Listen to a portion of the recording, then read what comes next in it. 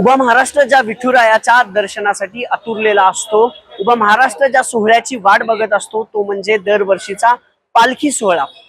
काल संत ज्ञानेश्वर माऊली महाराजांची पालखी आळंदीतून पंढरपूरकडे प्रस्थान केली। त्या आधी संत तुकारामांच्या पालखीने, तुकोबारायांच्या पालखीने पंढरपूरकडे प्रस्थान केलं आणि आज दोन्ही पालख्या दुपारनंतर पुण्यनगरीत दाखल होतात।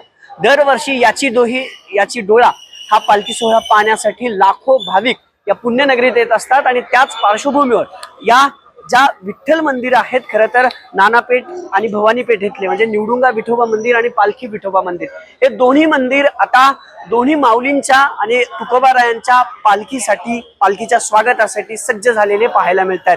2 दिवस पालखी मुक्काम जो असतो तो पुण्यात असतो। या निवडुंगा विठोबा मंदिरात जगद्गुरु संत तुकाराम महाराजांची पालखी 2 दिवस मुक्कामी असते। या 2 दिवसात हजारो भाविक तुकोबारायांच्या पादुकाचं, पालखीचं दर्शन घेण्यासाठी याच निवडुंगा विठोबा मंदिरात येतात आणि आता सगळी तयारी पूर्ण झालेली आहे। दुपारी पालख्या दोन्ही ज्ञानेश्वर माऊली महाराजांची आणि तुकोबारायांची पालखी या पुण्यनगरीत दाखल होईल। पोलिसांचा देखील शहरभरात चोख बंदोबस्त आहे। 7,000पेक्षा अधिक पोलीस अधिकारी आणि कर्मचारी आज दिवसभर, उद्या आणि परवा असे 3 दिवस या शहरात तैनात असणार आहेत।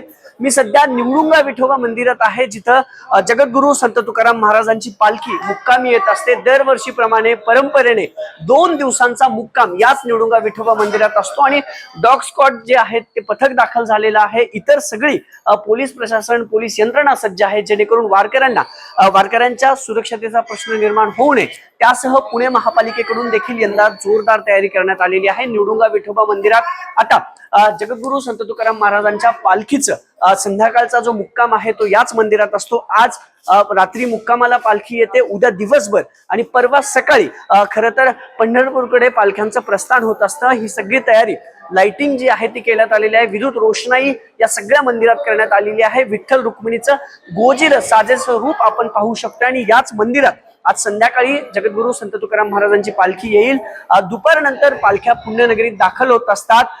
ज्ञानेश्वर माऊली महाराजांची पालखी इथूनच काही अंतरावर असलेल्या पालखी विठोबा मंदिरात मुक्कामी असते, तर तुकोबांची पालखी या मंदिरात मुक्कामी असते आणि आता ही सगळी तयारी मंदिर प्रशासनाकडून करण्यात आलेली आहे। चोख सगळा बंदोबस्त जो आहे तो पालिका प्रशासन, पोलीस प्रशासनाकडून ठेवण्यात आलेला आहे आणि अगदी याच मंदिरात जी आरती असते, जी मनोभावानं पूजा असते ती तुकोबारायांची होत असते। गेल्या अनेक वर्षांपासून याच मंदिरात पालखी मुक्कामी असते आणि याच निवडुंगा विठोबा मंदिरात आता पालखीच्या तयारीसाठी हे मंदिर आता सज्ज झालेलं आहे आणि दुपारच्या नंतर तुकोबारायांची पालखी या मंदिरात विसाव्याला पुढच्या 2 दिवस पुण्यनगरीत मुक्काम या पालखीचा असणार आहे। अभिजित पोटे, न्यूज 18 मराठी, पुणे।